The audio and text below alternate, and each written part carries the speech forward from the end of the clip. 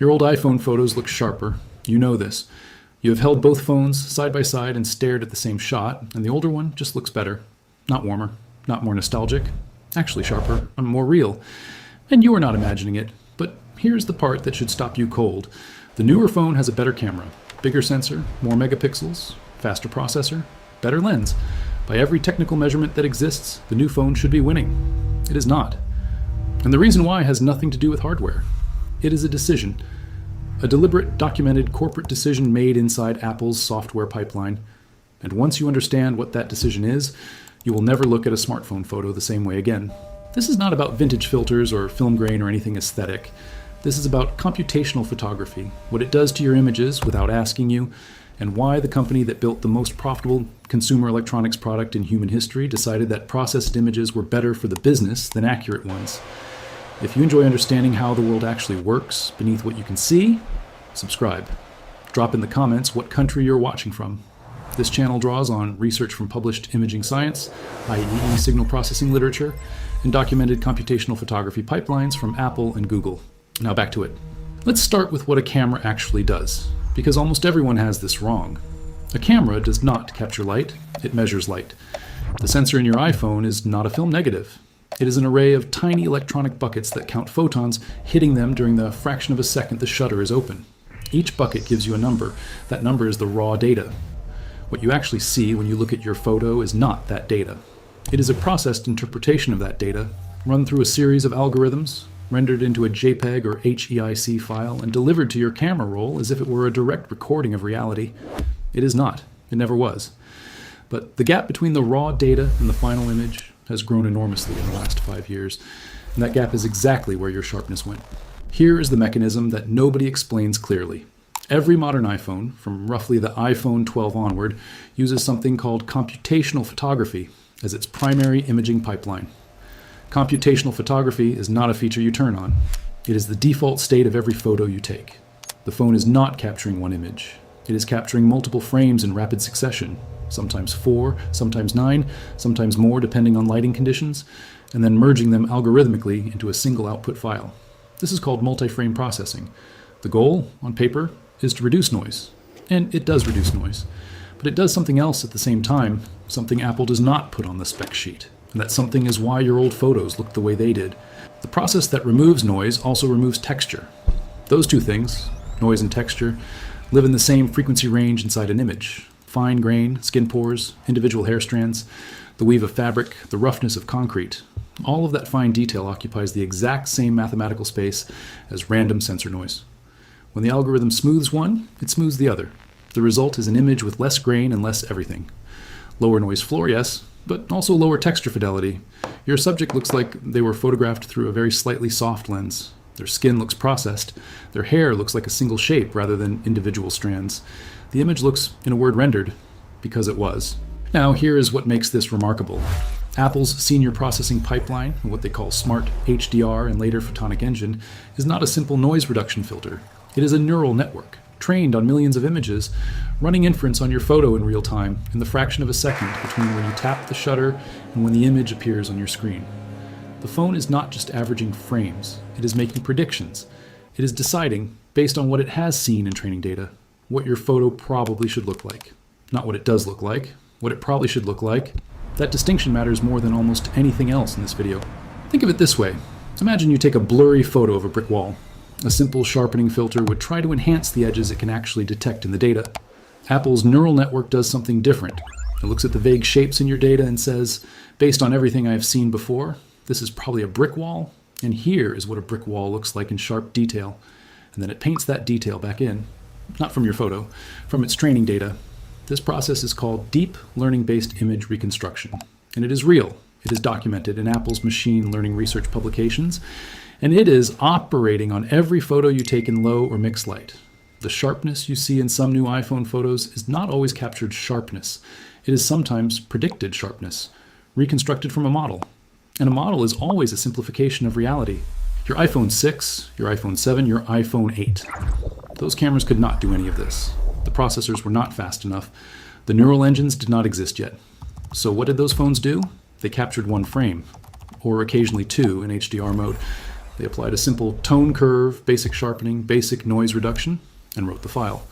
The processing was minimal. What you got was much closer to what the sensor actually measured. It was noisier in dark areas. It blew out highlights more easily. It had less dynamic range. But the texture was real. The grain was real. The detail was captured, not computed. And human vision, it turns out, is extremely good at reading captured texture as sharpness, even when the overall technical image quality is lower by every measured metric. Here's the part that connects this to a corporate decision rather than just an engineering trade-off. Apple's computational photography pipeline is calibrated to produce images that score well under specific evaluation conditions. Not under all conditions, under specific ones.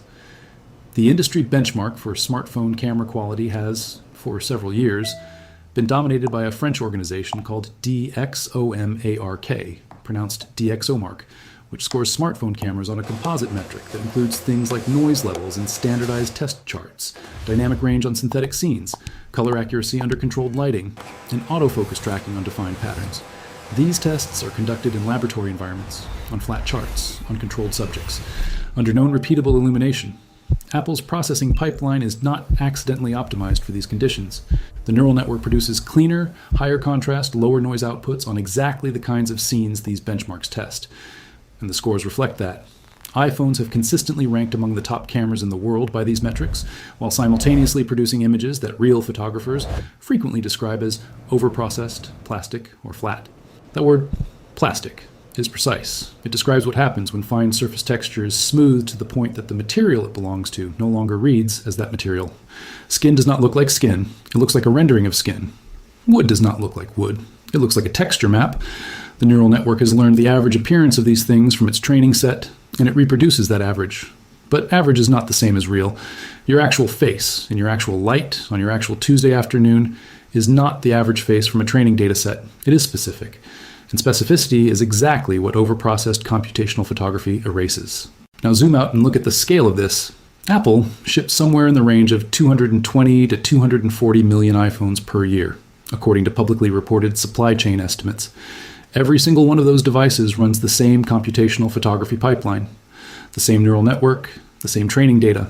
This means that a meaningful fraction of all photographs taken by human beings on this planet in 2024 are being processed by the same model, predicting the same version of what reality should look like, and writing that prediction to people's permanent records of their lives, weddings, births, last photos with people who later died, all run through a smoothing algorithm that trades captured truth for a cleaner, more benchmarkable aesthetic.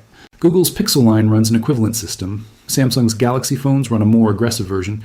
In fact, Samsung's processing has been publicly criticized by professional photographers and documented by technology reviewers for applying sharpening halos so extreme they appear in skin and fabric, and for a phenomenon that Samsung users began noticing in 2023, where the phone was reconstructing detail in the moon that was not present in the actual capture data, but was drawn from a training set of lunar photographs.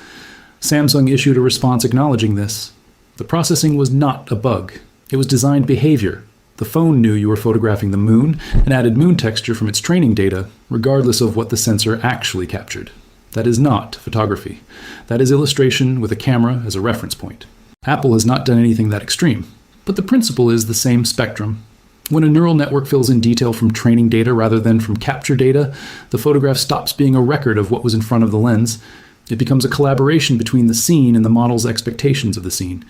And you, the person whose face or home or child is in that photo, have no visibility into that collaboration, no ability to opt out of it, and no metadata in the file that tells you how much of the final image was captured versus constructed. Here is something that should hit harder than everything before it. Apple introduced a format called ProRAW in late 2020, available initially on the iPhone 12 Pro. ProRAW gives you access to a file that sits between the raw sensor data and the fully processed output.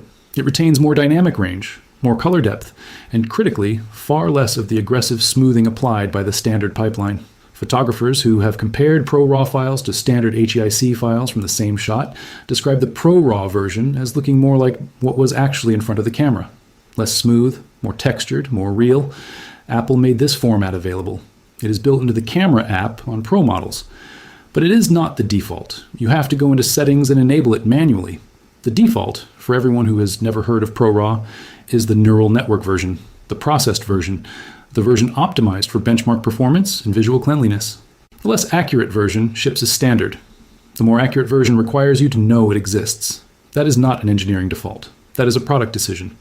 And it tells you exactly what the company believes its customers want, or more precisely, what the company believes its customers are prepared to accept without noticing. There's one more layer to this. The megapixel count on modern iPhones has increased dramatically. The iPhone 15 Pro shoots at 48 megapixels. But by default, unless you go into settings and enable full resolution capture, it outputs 12 megapixel files. The phone is capturing 48 million pixels of data, processing that data with its neural engine, and then downsampling to 12 million pixels for the final file. This is called pixel binning. 4 pixels are averaged into 1.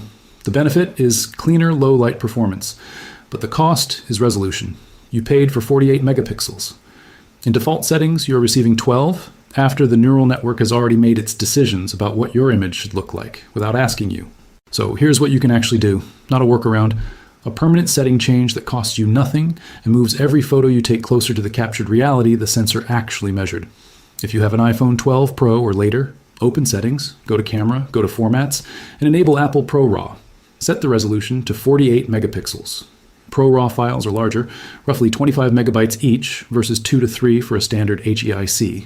So you will need to manage storage differently, but what you get back is texture, real surface detail, actual grain in the shadows rather than smooth nothingness. The specific face of your specific person in your specific light rather than the neural network's prediction of what a face should look like. If you do not have a Pro model, you still have an option. Go to Settings, Camera, and turn off Smart HDR. You lose some dynamic range recovery, but you also lose the aggressive multi-frame smoothing. The photos will look more like your old iPhone photos, not because the sensor is worse, because the computer is doing less to them. The camera in your pocket is objectively more capable than the camera you had 5 years ago. The sensor is bigger, the optics are better, the low-light floor is dramatically lower. None of that is false, but capability and accuracy are not the same thing. A more capable system, configured to prioritize benchmark scores and consumer-friendly smoothness over faithful capture, will produce images that look processed compared to a less capable system that simply recorded what was there. Your old iPhone did not have the ability to reconstruct detail from a neural network, so it did not. It showed you what the sensor saw, noisy, limited, real.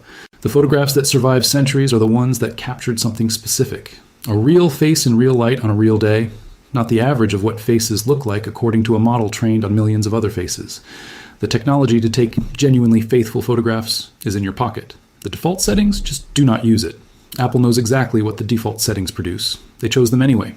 The ProRAW format that recovers your captured reality was not invented by a photographer advocacy group or a third-party app developer. It was built by the same engineering team that built the neural network replacing it. Apple built both, shipped the replacement as default, locked the accurate version behind a settings menu most people never open. 200 million devices per year, every default photo processed by the same model. Every processed photo stored in iCloud as if it were a faithful record of a real moment. The gap between what the sensor saw and what the file contains is invisible to almost everyone holding the phone. That gap has a name inside computational imaging research. It is called hallucination, the same word used in artificial intelligence, the same mechanism, the same problem, running on the camera you use to remember your life.